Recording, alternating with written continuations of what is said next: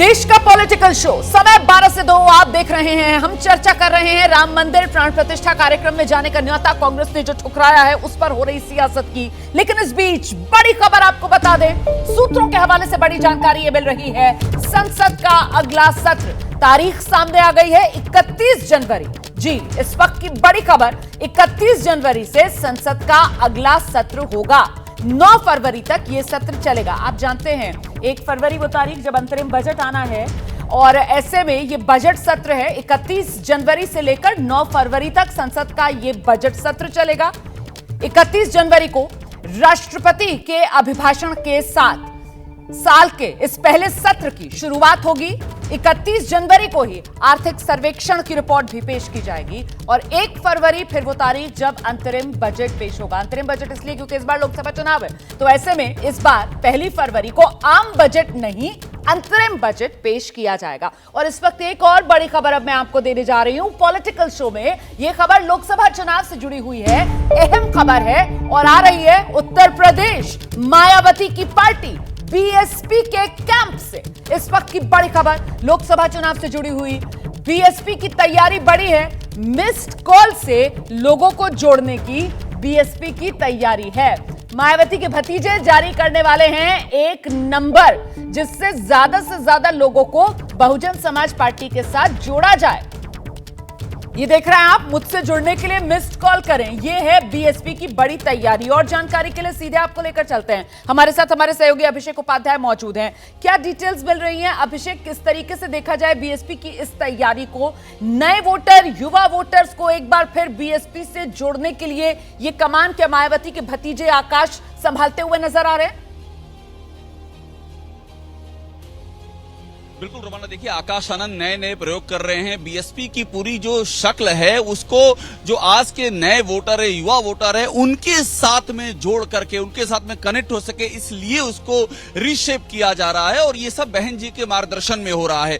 मैं आपको अहम बात बताऊं कि बीएसपी के इतिहास में पहली बार ऐसा हुआ है कि एक मिस कॉल नंबर जारी किया गया है और आकाश आनंद ने बाकायदा अभी जब मैं आपसे बात कर रहा हूं रोमाना, उसी समय ये ट्वीट किया है कि वो इसके जरिए एक मैसेज देना चाहते हैं कि लोग उनसे जुड़े और एक नई दिशा में पार्टी को आगे ले जाना चाहते हैं। उनकी बहन जी के साथ में मीटिंग्स हो रही है, वो स्ट्रेटजी को फाइनल कर रहे हैं और उसमें सबसे अहम बात यह है रोमाना कि जो ग्राउंड लेवल का जो कार्यकर्ता है, जो ग्राउंड लेवल का उनका बूथ का काम करने वाला है, वो डायरेक्ट टॉप लेवल से जुड़ेगा, बीच में कोई अवरोध नहीं होगा। इसीलिए ये मिस कॉल नंबर जारी किया गया। जो इसमें फोन करेंगे उनको फोन जाएगा, यहां से एक टीम होगी, वो उनको कांटेक्ट करेगी और उनकी क्षमता के मुताबिक उनमें कामों का बंटवारा किया जाएगा। तो ये नए युवा वोटरों को खासतौर पे आकर्षित करने के लिए एक बड़ा ही महत्वाकांक्षी प्लान है जो आकाश आनंद की अगुवाई में आकार ले रहा है। बहुत शुक्रिया आपका अभिषेक इस पूरी जानकारी के लिए। एक जल्दी से छोटा सा रिएक्शन इसी खबर पर राकेश शुक्ला जी का लेते हैं। इससे कुछ संकेत ये भी मिल रहा है क्या कि इंडिया गठबंधन के साथ बीएसपी जा सकती है या नहीं जा सकती है, या नहीं ये अलग तैयारी, पार्टी की अपनी तैयारी?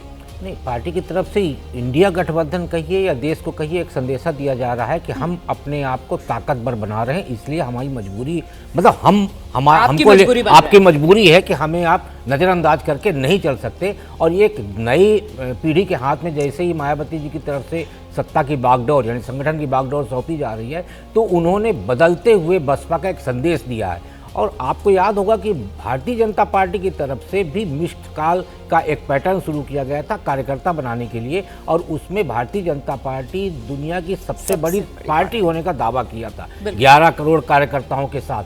तो बहुजन समाज पार्टी भी इस नए प्रयोग के साथ जो कह रहे हैं कि बहुजन समाज पार्टी कमजोर हो रही है, उन लोगों को, उन दलों को ये संकेत है लोकसभा चुनाव के पहले कि हम कमजोर नहीं हैं। और आप देखिएगा महीने भर के अंदर एक बड़ा आंकड़ा आएगा बहुजन समाज पार्टी की तरफ से, और ये बताने के लिए कि देखिए हमसे कितने लोग जुड़े हैं। बिल्कुल। और एक संदेश ये भी, जो सवाल पूछते हैं ना कि बीएसपी कहां है, उनको भी बताया जाएगा कि देखिए हमारी ये हैं तैयारियां। तो कहीं ना कहीं एक्शन में आती हुई बीएसपी यहां पर नजर आ रही है। और आइए एक बार फिर से रुक कर लेते हैं वो सवाल जिस पर हम चर्चा कर रहे थे। जल्दी से सवाल ले आइए। राम मंदिर प्राण प्रतिष्ठा का कार्यक्रम कांग्रेस नहीं जा रही है, कांग्रेस ने ठुकराया न्योता, सियासी फायदा या घाटा? दिबांग जी, देखिए, एक तो बड़ी बात मुझे ये लगती है कि हम ये जो पूरा आयोजन है इसमें नेताओं को बहुत ज़्यादा हम उनको ध्यान दे रहे हैं, उनको बहुत ज़्यादा जगह दे रहे हैं।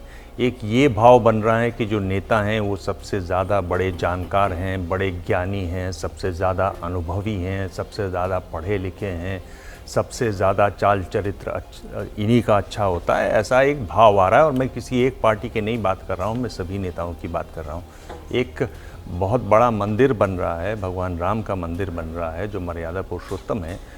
मुझे लगता है कि जितने भी जो धार्मिक लोग हैं उनको इसमें आगे रखना चाहिए, उनको आगे बढ़कर जो प्राण प्रतिष्ठा का और जो भी कार्यक्रम वहाँ करने हैं उनको वहाँ करना चाहिए। तो एक तो ये मुझे लगता है कि इस पर ज़रूर सोचना चाहिए लोगों को, लिखने वालों को, खुद नेताओं को भी, सभी दलों के नेताओं को सोचना चाहिए कि हम इतने बड़े महत्वपूर्ण हैं। ऐसे राम जो बिल्कुल समानता की बात करते हैं, शबरी के बेर खाते हैं, हम क्या वहाँ इतना हमारा महत्व होना ज़रूरी है? एक तो ये बात है, ये बात समझने वाली है, हमारे समाज को भी समझने वाली है। दूसरी बात मैं जो अगर इसी मुद्दे पर अगर सीधे आऊँ, मुद्दे से न बचता हुआ, कहीं आप ये न समझें कि मुद्दे से बचने की कोशिश कर रहा हूँ, मैं ये पूछ रहा हूँ कि अगर कांग्रेस ने ये तय किया है कि वहाँ वो नहीं जा रहे हैं, तो बहुत सारी आवाज़ें कांग्रेस में भी है। कांग्रेस के अंदर इस मुद्दे को लेकर जो अलग अलग आवाज़ें हैं वो आती रहती हैं सामने। अगर आप देखें तो ताला खुलवाया तब कांग्रेस पार्टी राजीव गांधी की सरकार रही। जो उन्होंने अपना 89 का पूरा प्रचार शुरू किया वो अयोध्या से शुरू किया। वहाँ से आज कांग्रेस कहाँ पहुँच गई है, ये कांग्रेस को एक देखने वाली बात है कि कांग्रेस किस तरीके से बदली है इस मुद्दे को लेकर, इन मामलों को लेकर। जी एक और बहुत महत्वपूर्ण बात है कि ये सब जब हो रहा है, जब नेताओं को इतना ध्यान दिया जा रहा है, इतना नेता फोकस में है, उसमें मीडिया का, मेरी ये बात सुन लीजिए रुमाना, आप जी करके रोकिए मत, उसमें बहुत ज़्यादा फोकस है मीडिया का। आप मीडिया को कैसे खेलते हैं, मीडिया से आप कैसे रूबरू होते हैं, मीडिया का आप कैसे इस्तेमाल करते हैं, वो कांग्रेस को बीजेपी से सीखने की ज़रूरत है। आप नहीं जा रहे हैं, उस पर आप एक छोटा सा खत भेज देते हैं, आपकी डिटेलिंग नहीं है, आप कह रहे हैं कि वहाँ पर वो काम पूरा नहीं हुआ, आप 2 पैराग्राफ डिटेलिंग करते, लोगों को बिठाते, जानकारों को बिठाते, बात करते, अगर मना ही करना था वहाँ जाने से तो बेहतर तरीके से इसको डिटेलिंग करनी चाहिए थी और मीडिया में वो बात आनी चाहिए। ठीक है शुक्ला जी, मेरा मानना है कि एक कहावत है, गुड़ खाए गुलगुले से परहेज करें। कांग्रेस कुछ इसी पद्धति पे है कि राम मंदिर को लेके अयोध्या नहीं जाएगी, लेकिन कर्नाटक में, कर्नाटक की जो कांग्रेस की सरकार है वो 34,000 मंदिरों में 22 जनवरी को पूजन करवा रही, विशेष पूजन।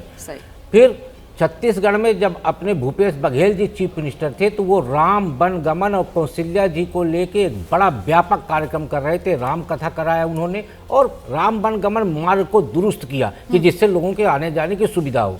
तो सबसे पहले तो ये क्लियरिटी होनी चाहिए कांग्रेस के अंदर कि क्या वो राम मंदिर के मुद्दे पे राम के साथ है या नहीं है। इसीलिए आप देखिए पहले से ही क्लियरिटी नहीं होने कारण आज भी कांग्रेस के अंदर राम मंदिर प्राण प्रतिष्ठा समारोह में जाने को लेकर मतभेद है। कांग्रेस का एक बार कह रहा है नहीं जाएंगे, दूसरा बार कह रहा है हम जाएंगे। लेकिन अच्छा हुआ आपने ये बताया, आप ही से मेरा सवाल है, आपने कहा कि 22 जनवरी को कर्नाटक में देख लीजिए कांग्रेस की सरकार है, सारे मंदिरों में वो कह रहे हैं, बिल्कुल वो कह रहे हैं कि हम वहां पर मंदिरों में पूजा करवाएंगे कर्नाटक में। आपने बताया कैसे रामगमन पथ और वो कौशल्या धाम छत्तीसगढ़ में बनवाया गया।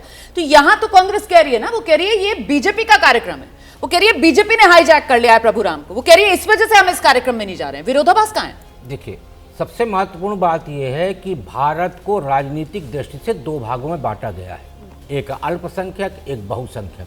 अब सबसे जो मजेदार बात है वो ये है कि अल्पसंख्यक को लेकर सारे बड़े दल जो हैं वो केंद्रित हो रहे हैं और बहुसंख्यक को सीधे सीधे भारतीय जनता पार्टी के लिए छोड़ दे रहे हैं। हमारा ये कहना है कि आप यदि भारतीय जनता पार्टी से मुकाबले करना चाहते हैं और आप चाहते हैं कि एक बड़ा गठबंधन बन के भारतीय जनता पार्टी के सामने खड़ा हो, तो आपको अल्पसंख्यक मोह छोड़ के बहुसंख्यक के साथ जाना चाहिए। और उसका सबसे बड़ा माध्यम ये है कि समयानुकूल, युगानुकूल आपको चलना पड़ेगा। और आज के समयानुकूल ये है कि जब पूरा देश राममय माहौल में रचा हुआ है तो आप उससे अलग हटके राजनीतिक बैतरनी पार नहीं कर सकते। तो आप कह रहे हैं कि बहुसंख्यकों को अपने पाले में लाने के लिए कांग्रेस पार्टी को इस मौके का इस्तेमाल करना चाहिए था, राम मंदिर प्राण प्रतिष्ठा के कार्यक्रम में कांग्रेस पार्टी को शिरकत करनी चाहिए थी, न्योते को नहीं ठुकराना चाहिए था। खबर बिहार से आ रही है, राम मंदिर को लेकर इंडिया गठबंधन में अलग अलग आवाजें सामने आ रही हैं। नीतीश सरकार में मंत्री हैं मदन सहनी,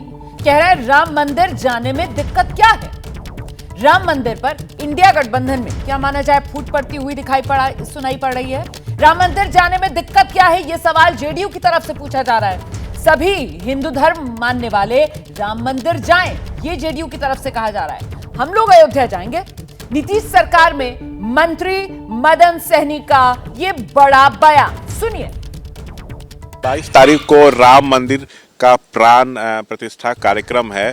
कांग्रेस आलाकमान ने न्योते को ठुकरा दिया है। सोनिया गांधी नहीं जा रही हैं, खड़गे नहीं जा रहे हैं। नहीं, ये तो कांग्रेस के नेता जाने क्यों नहीं जान रहे हैं, लेकिन अब उस दिन जाए या नहीं जाए, लेकिन हमको लगता है कि जो भी हिंदू धर्म को मानने वाले लोग हैं उनको जाने में क्या परेशानी है, क्यों नहीं जाएगा। देश के किसी भी जो भी मंदिर है वहाँ तो लोग जाते ही हैं। तो जब सब मंदिर में जाने के लिए आप स्वतंत्र है और अपने निष्ठा से आस्था से जाते हैं, तो फिर अयोध्या में राम मंदिर में क्यों नहीं जाएंगे। जब मौका मिलेगा तो हम लोग भी जाएंगे, दूसरे लोग को भी जाना चाहिए, इसमें कहाँ कोई परेशानी। कांग्रेस में ही सवाल उठ रहा है। अर्जुन मोढवाडिया है, गुजरात कांग्रेस के अध्यक्ष रहे, विधायक हैं। उन्होंने इस फैसले पर सवाल उठाया, कहा कि इस तरह के राजनीतिक फैसले से दूर रहना चाहिए। आचार्य प्रमोद कृष्णम हैं, बड़े नेता हैं कांग्रेस के, वो इसको बोल रहे हैं दुर्भाग्यपूर्ण और आत्मघाती फैसला साबित। देखिए, अब कौन क्या बोल रहा है ये तो हमको जानकारी नहीं है। हम व्यक्तिगत अपना राय देते हैं कि भारत एक धर्मनिरपेक्ष देश है, और जब धर्मनिरपेक्ष देश है तो हम दूसरे भी धर्म का आदर करते हैं, सम्मान करते हैं। फिर अपने धर्म को हम कैसे नहीं मानेंगे। और अपने धर्म के हमारे श्री रामचंद्र जी हैं, भगवान, ईश्वर, देवता, तो हम उनको कैसे नहीं मानेंगे। महापुरुष हैं, हम क्यों नहीं मानेंगे। और हम उनके आचरण को क्यों नहीं अपने जीवन में उतारने का प्रयास करेंगे। ये तो करना चाहिए। अगर कोई नहीं मानता है तो इसका मतलब है कि उनको भारत के संस्कृति से और जो हमारा 84 करोड़ देवी देवता है उनको नहीं मानते हैं। जो लोग ईश्वर को नहीं मानते हैं तो इंसान उसको भी नहीं मानेगा। तमाम मसलों पर बातचीत करते हुए मदन सहनी। कैमरा पर्सन विशाल राय के साथ शशांक कुमार, एबीपी न्यूज, पटना। और इस बीच एक और बड़ी खबर आपको बता दूं, अयोध्या एयरपोर्ट को लेकर बड़ी जानकारी ये सामने आ रही है कि अयोध्या एयरपोर्ट का अभी विस्तार होगा। जल्दी ही फेज 2 के काम में शुरुआत कर दी जाएगी। मंत्री हैं ज्योतिरादित्य सिंधिया, उनकी तरफ से यह ऐलान किया गया है 5 लाख वर्ग फीट में ये एयरपोर्ट पूरा बनकर मुकम्मल तैयार होगा। मानता हूं कि इस हवाई अड्डे की जो शुरुआत अभी की है हमने 6,500 स्क्वायर मीटर, मतलब 65,000 स्क्वायर फुट, 600 यात्रियों की पीक आवर में सर्विस की जाएगी। ये मात्र शुरुआत है और जल्द ही हम फेज 2 की शुरुआत करेंगे, जहां 65,000 स्क्वायर फुट के बदले में 5 लाख स्क्वायर फुट का फेज 1 में हवाई अड्डा हम बनाने जा रहे हैं। और जहां 600 पैसेंजर्स की पीक आवर में सेवा हो सकती है, वहां 3,000 पैसेंजर्स की पीक आवर में सेवा हो पाएगी। और इसी के साथ रनवे को भी, जो अभी 2200 मीटर का है, वो 3,700 मीटर का हम बनाएंगे, ताकि बोइंग और एयरबस A320 नहीं केवल, लेकिन अंतर्राष्ट्रीय विमान भी सीधा अयोध्या में लैंड कर पाए।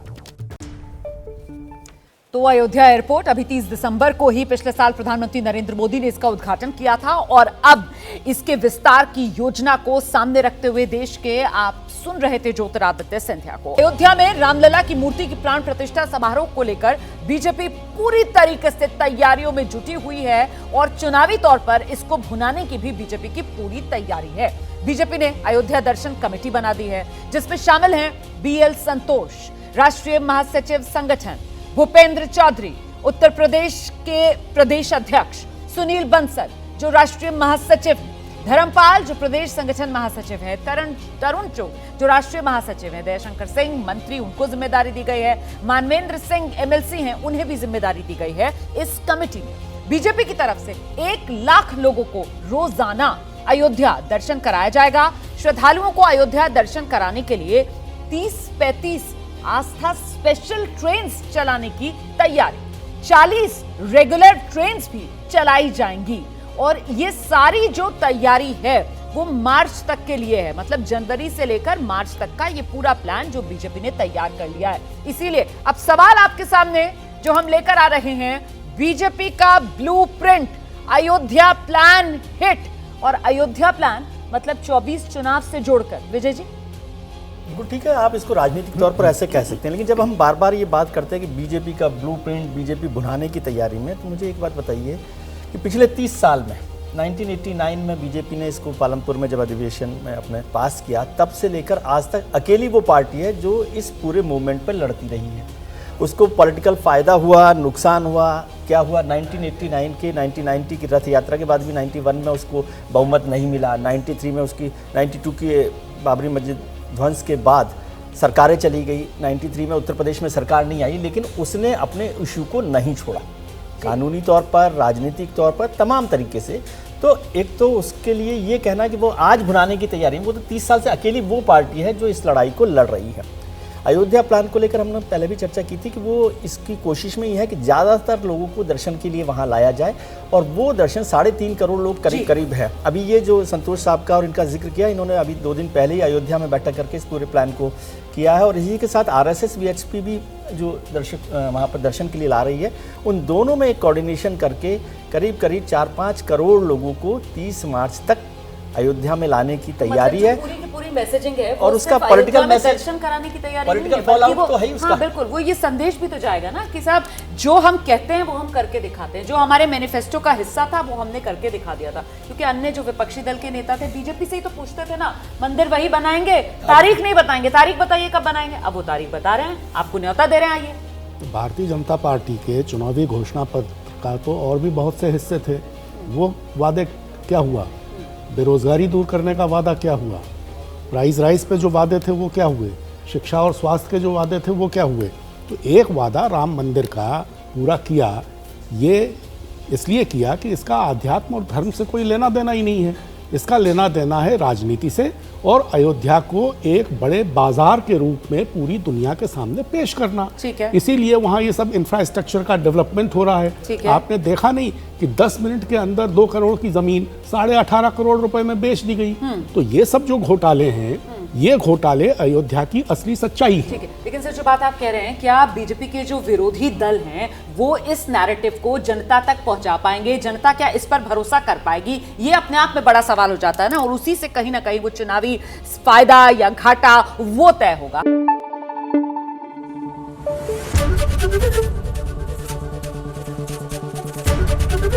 ABP न्यूज आपको रखे आगे।